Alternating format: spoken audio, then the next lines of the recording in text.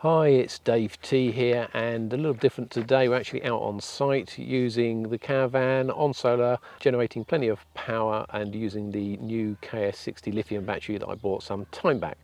So what I want to talk about today is the charging profiles I've set up using the Victron smart controller to be able to maintain 100% capacity when sun permits on site. However, I want to keep the battery at 70 to 80% whilst in storage.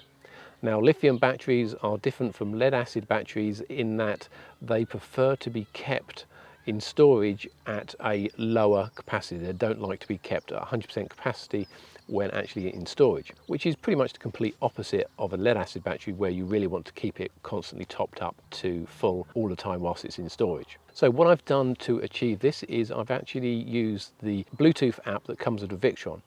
You can actually achieve this on any other controller where you've got the option for configurable charge profiles. However, you may find there's more button pressing involved in swapping between profiles, whereas the Victron app makes this sort of thing very easy. And if you're in the market for a new solar controller, this video isn't sponsored at all, but I can certainly recommend the Victron controllers, especially the Bluetooth ones. So in detail, what I've basically done is I've created two battery profiles, so not really charge profiles but battery profiles on the Victron app. The first of which is the standard profile for use on site, so that's labeled as KS60 on site, and it uses the absorption and float voltage as recommended by the manufacturer of the battery, and this keeps it at 100%.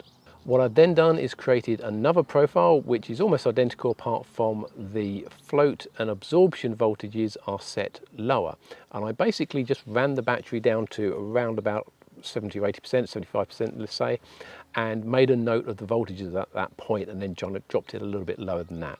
So just to explain, the float voltage is the target voltage for the controller. So if the battery is above the float voltage, then the charge controller considers the battery to be full and therefore doesn't provide any current to the battery. So by setting the voltages lower at around about the approximate value of 75% capacity, whenever it's at that voltage, the charge controller won't actually charge anymore.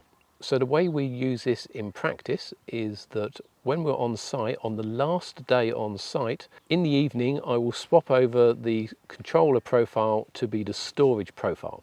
Now, during the course of an evening when we're watching TV and having lights on and so on and so forth, then the battery will generally tend to get run down to 75% or so anyway. So when the morning comes and the sun comes up, instead of the solar panels starting to charge the battery, the controller realizes the battery is already at what it now thinks is the target voltage and doesn't charge the battery. When we drive home, I haven't found that the car particularly makes too much difference. This is probably because the voltage actually reaching the battery isn't high enough to really charge it.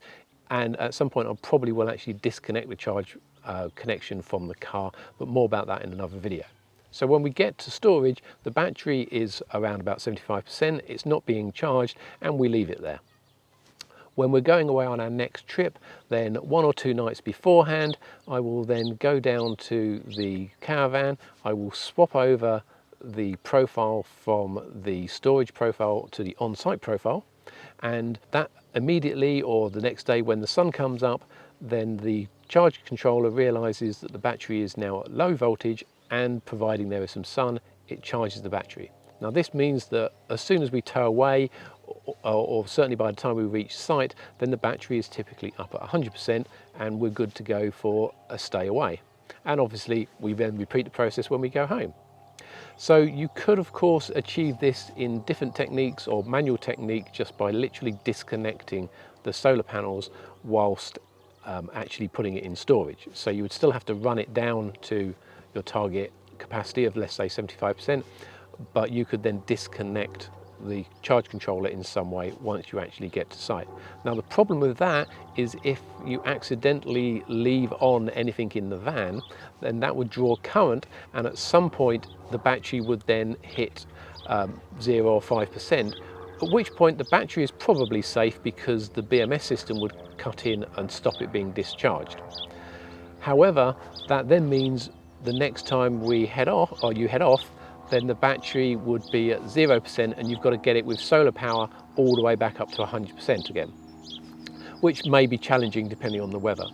So by doing it this way, it's only ever 25% off capacity, which if you turn it back on a day or so before, even on the same day as you travel in the summer, it's certainly going to get back up to full capacity on or around the time you arrive.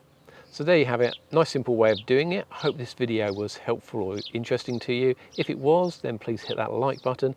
And if you're interested in seeing other videos that I make, then please consider subscribing to my channel. But most of all, thanks for watching.